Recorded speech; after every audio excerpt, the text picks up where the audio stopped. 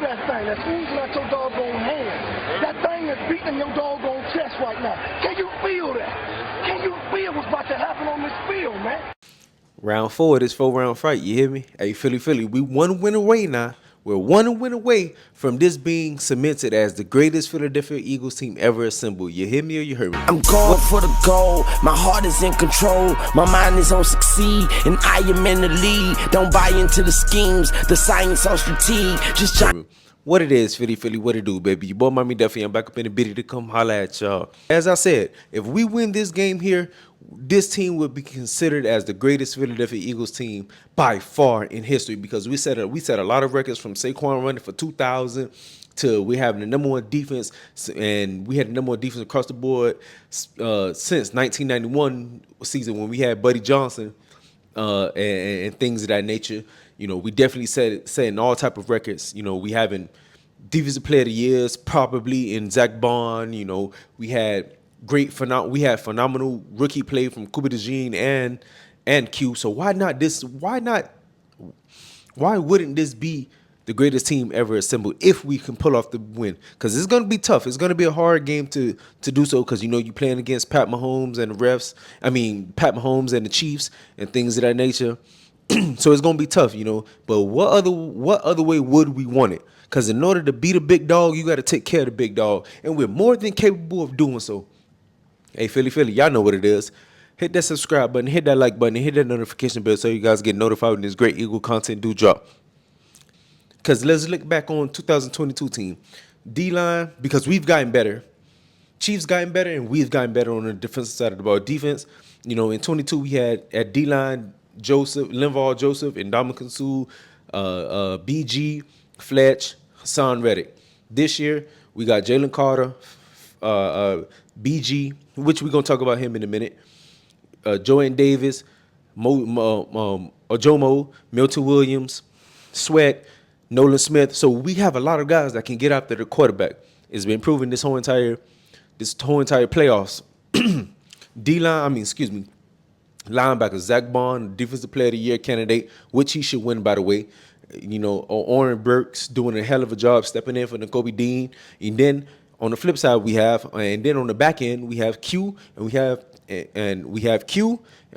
Cooper DeJean, and we have Reed Blankenship. In 2022, our linebackers was Kaiser White. I forgot the guy that we let go, the middle linebacker. He played for Chicago now. We had Bradbury out there. We got Q now. You know, we had Maddox in the slot. Now we got Cooper, and then we had Marcus Epps at safety, and now we got Reed Blankenship. So our defense is definitely in position to make plays. So it's gonna be a hell of a improvement and hell of a job for us to do if we can come out with this dub. 2017, you know, was a special year. You know, the underdog season, this, that, and the third. We was the #1 seed. The whole 9 yards. But by far, if we win this game, this is the best Eagles team by far ever assembled.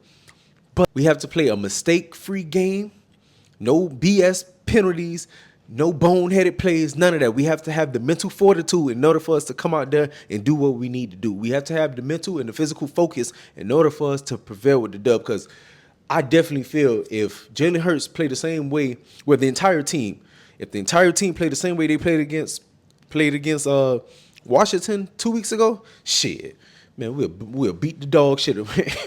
We will beat the Chiefs without a doubt in my mind. If we play that same exact way, the Chiefs can't fuck with us. But we're not talking about that. You know, the Chiefs, we definitely have an upper edge, you know, now that BG getting back. And shout out to my boy BG. My boy back, you hear me? My boy back. I knew he was going to come back. I said it a long time ago when it first happened, when he popped his tricep. But now he's back. He's only going to play about 20 to, I say it's going to range from 20 to 27 plays he's going to play. But I also was just thinking, like, yo, what if BG, you know, one of his final moments, one of his walk-off moments, the mountain of glory, the leaving the game on the mountaintop, he strips at Patrick Mahomes. Patrick Mahomes, we fluster Patrick Mahomes. He step up in the pocket. You know, he don't have no running lanes to get outside. You know, Nolan Smith is on his ass. Pause. And BG just miraculously just, you know, rip underneath the tackle, get his hand in there how he did against Tom Brady, and then Jalen Carter recovered. What if that happened? That would be a story fucking ending of a hell of a career. An Eagle legend. That would be a storybook ending. But that's remain to be seen. I hope it does happen or whatever. But nonetheless, I'm happy for BG coming back because he's leaving out in a dog fashion. You have a torn tricep, but shit, you giving it your all. And that's all we need. All hands on deck.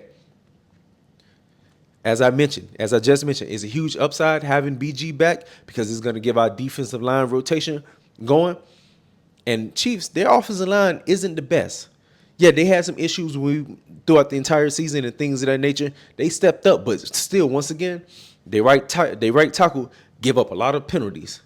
He give up a lot of penalties, so now he's going against Nolan Smith. Nolan Smith got speed to power to speed, and he's definitely a wreck to be.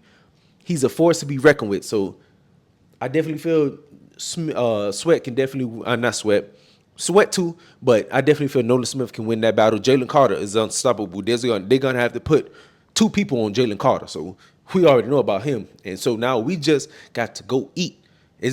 Now it all depends on our back end, and which is leading me to the topic of the day. Who's gonna be the breakout players for our defense? I have 2 guys in mind that can definitely pop out and show motherfuckers if they haven't been showing so. But this game right here got to be the best game they've ever played in their life. Number one, first guy that I definitely feel is going to be a breakout player for us, that goddamn Cooper DeJean. That motherfucker been balling the whole entire season. But this game right here, he's going to have a handful because he possibly going to be on either Xavier Worthy or Hollywood Brown whenever they line him up on the inside and things like that. And then Isaiah Rodgers is going to mix in, here and there from time to time. It's going to be a tough ask for Cooper DeJean to do what he need to do. But I definitely feel going against, the top tier receivers the whole entire year, the Cooper Cubs, other inside receivers that come in that's, quick, twitchy, fast, or whatever the case may be, he held his own. Cooper DeJean have the possibility to make plays and be a breakout player and show his shit this year, how he been doing the entire year. Now, my second player, that goddamn Nolan Smith. He don't need no pep talk. He don't need no introduction. I'm just give it to you blood raw straight. You hear me? Because that motherfucker been playing the whole entire year. He stepped up his level of play once the playoff came around, making plays all over the field. He's going to wreak havoc. I definitely feel he can definitely wreak havoc on Jawan Taylor.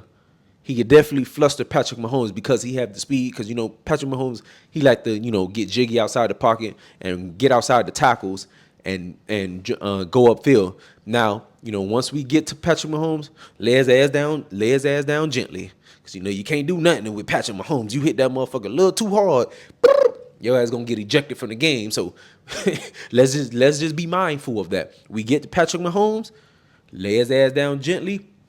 Don't touch him. Don't do nothing. Let it go play another down because we don't want no goddamn boneheaded penalties because you know how they feel about Patrick Mahomes, the goddamn golden boy of the NFL. So let's just be mindful, Philly. You hear me? So without a shadow of a doubt, those are the 2 guys that I definitely feel can definitely have a breakout moment, a breakout game of the biggest game of their lives. So it's remained to be seen, but I definitely feel we got to go after it. It's fast, physical, smart. Fast, physical, smart. In order to have a great dominant defense, you got to have those 3 pillars. Fast, physical, smart. But this your boy, Miami Duff. I'll check y'all out on the next video. You hear me or you heard me?